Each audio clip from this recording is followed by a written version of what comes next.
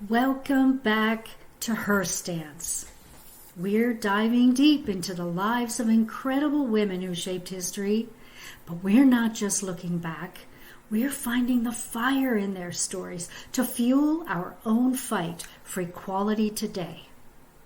Before we say goodbye to Europe and the Middle Ages, I wanted to spotlight another powerful woman who left her mark on history. Today, we're diving deep into the reign of Queen Elizabeth I. We're going to explore whether this iconic figure truly championed women's advancement during the Renaissance, or if her strategies for maintaining power primarily served her own interests. So let's find out. Known as Queen Bess, or the Virgin Queen, Elizabeth I was the last of the Tudor monarchs. Yes, she was the daughter of King Henry VIII and Anne Boleyn. Elizabeth ruled England and Ireland for 44 years, from 1558 to 1603, beginning her reign at the age of 25. It is important to note that life expectancy during this period was significantly shorter than today. In 1600, the average lifespan for a white male in Great Britain was around 35 years, while life expectancy was likely higher for the nobility due to better access to health care and a less physically demanding lifestyle. Reaching the age of 69 was still a remarkable achievement. So let's talk about the 16th century. Religion and politics were still deeply intertwined, and existing laws and beliefs heavily favored men, relegating women to a subservient role. Men were the heads of households, and femininity was often viewed as inferior. This was further reinforced by writings of the time, like the inflammatory treatise How Superior Powers Ought to be Obeyed by Their Subjects. Interesting, yeah? Authors like Christopher Goodman and John Knox twisted biblical passages to justify male dominance. They argued that only a man could be a rightful ruler, citing the verse, "From the midst of your brethren shall you choose a king for yourself, and not amongst your sisters." This, they claimed, was God's intended order, aligning with the biblical account of Eve's subordination to Adam. These deeply ingrained beliefs presented a significant obstacle for Elizabeth I. Ruling England as a woman in such a climate required exceptional courage and ingenuity. So, let's talk about how she came to the throne to understand how she kept her power. You might have heard a bit about King Henry VIII's desire for a male. Well, this desire, which was so strong, led him to break with the Catholic Church, which was so prevalent in the day, and marry 6 times. His first wife, Catherine of Aragon, gave birth to a daughter, Mary. And when their marriage was annulled, Henry married Anne Boleyn, who bore him another daughter, Elizabeth. Anne Boleyn was later executed on charges of adultery and treason, and Elizabeth was declared illegitimate. And I won't go into the whole story, although it is fascinating. So both Mary and Elizabeth were exiled from his court. But despite this, Henry ensured that Elizabeth received a renowned education. She learned multiple languages, including Latin, Spanish, French, and was influenced by Renaissance humanism a movement that emphasized individual potential and learning. Towards the end of Henry's life, he reconciled with his daughters, restoring them to the line of succession.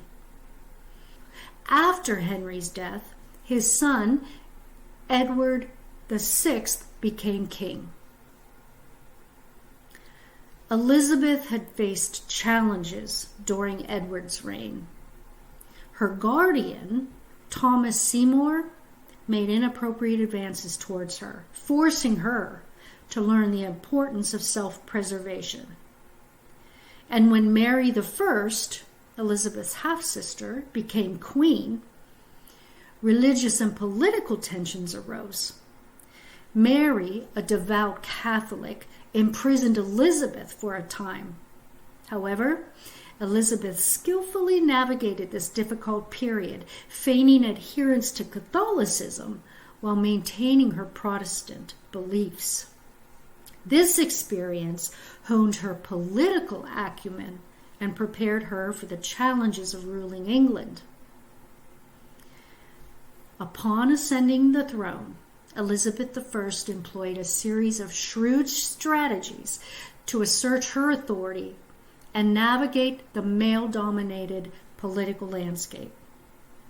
Firstly, she skillfully presented herself as a monarch who valued both royal prerogative and the counsel of her advisors. In fact, she kept on most of Mary's counselors.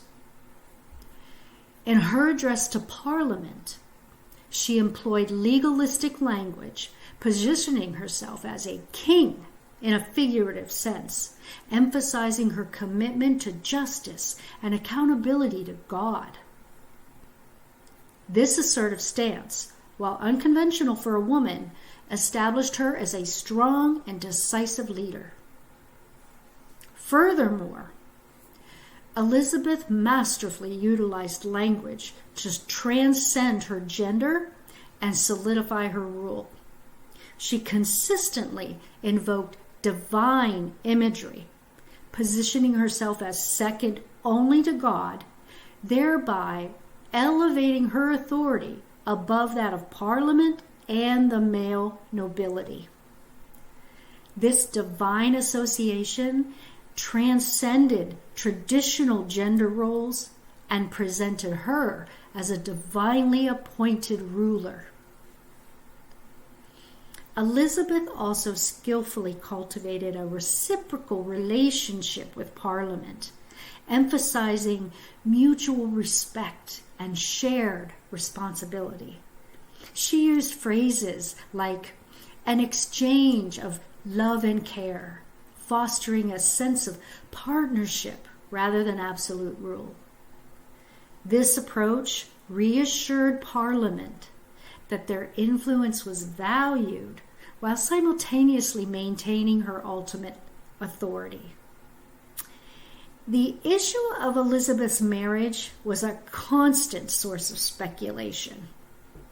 Most women at her age in her day were expected to marry and have children. However, she strategically used this to her advantage. By delaying marriage, she argued that her primary duty lay in governing England, prioritizing the needs of the state over personal desires.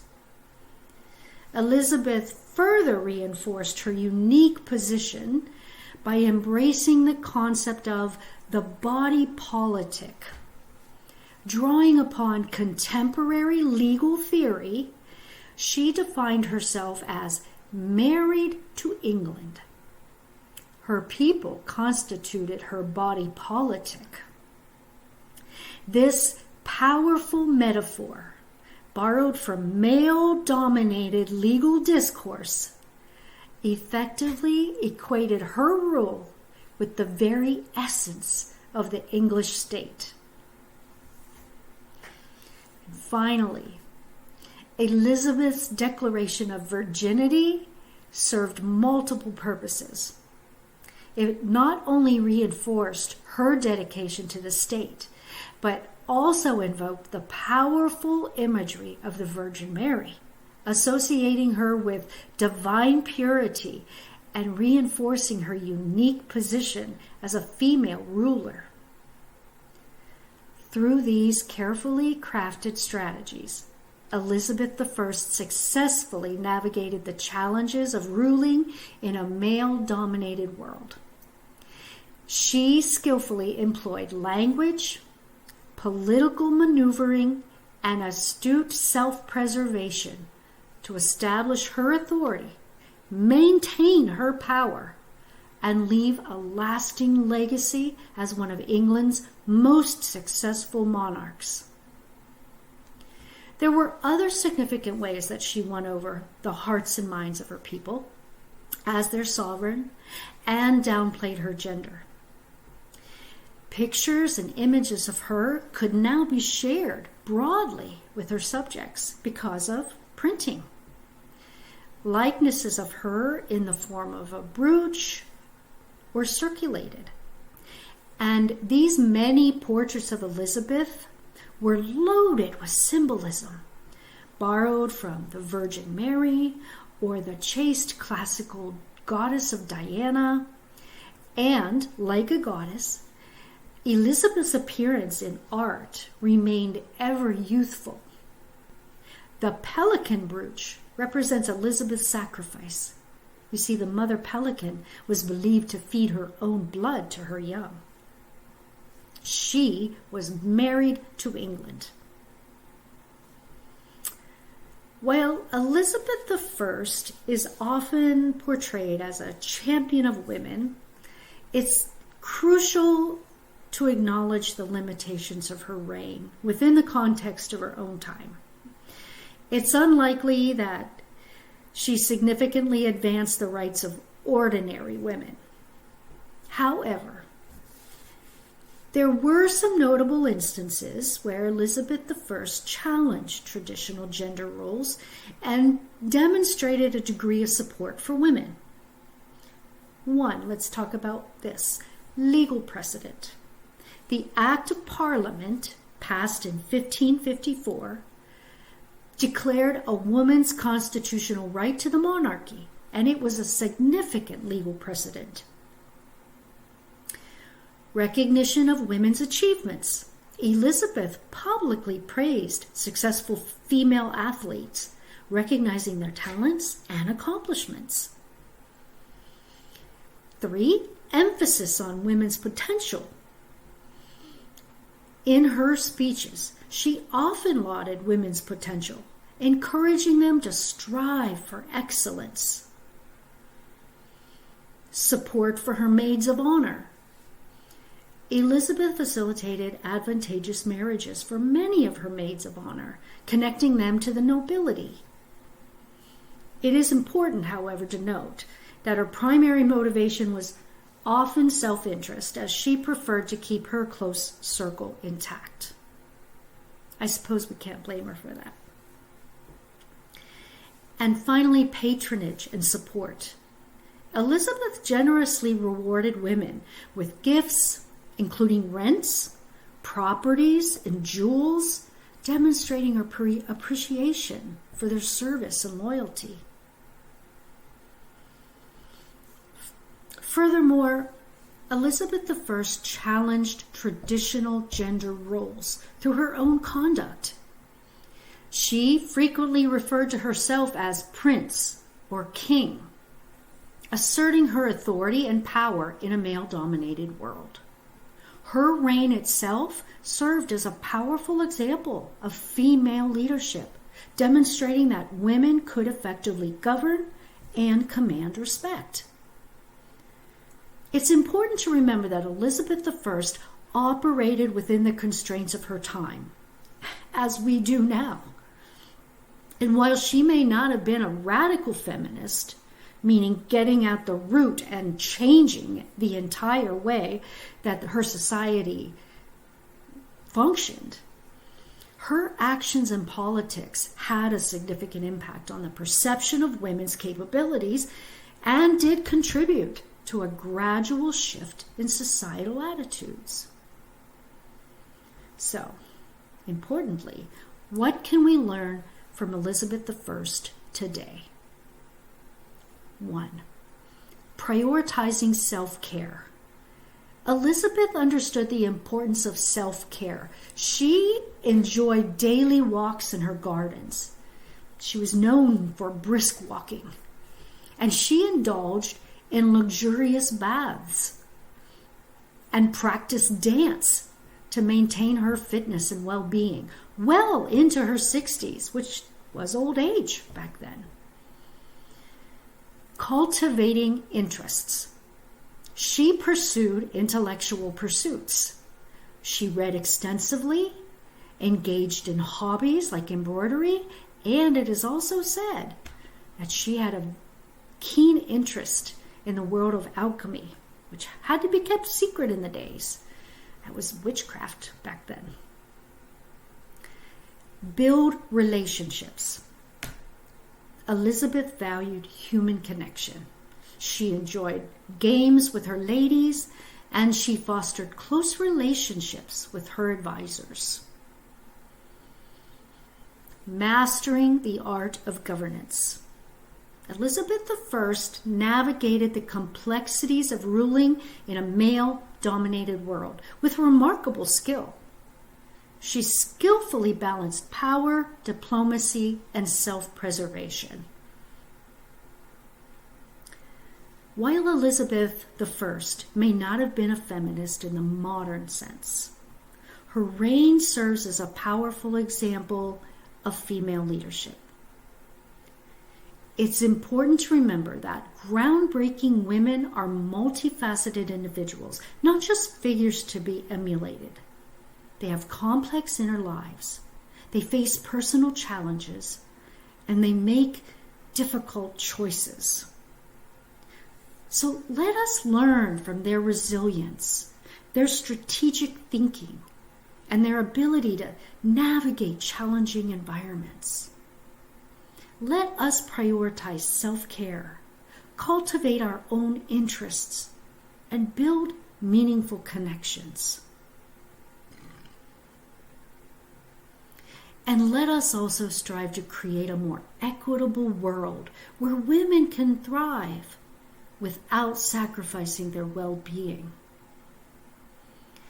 As Elizabeth I famously declared, "I know I have the body but of a weak, feeble woman, but I have the heart and stomach of a king."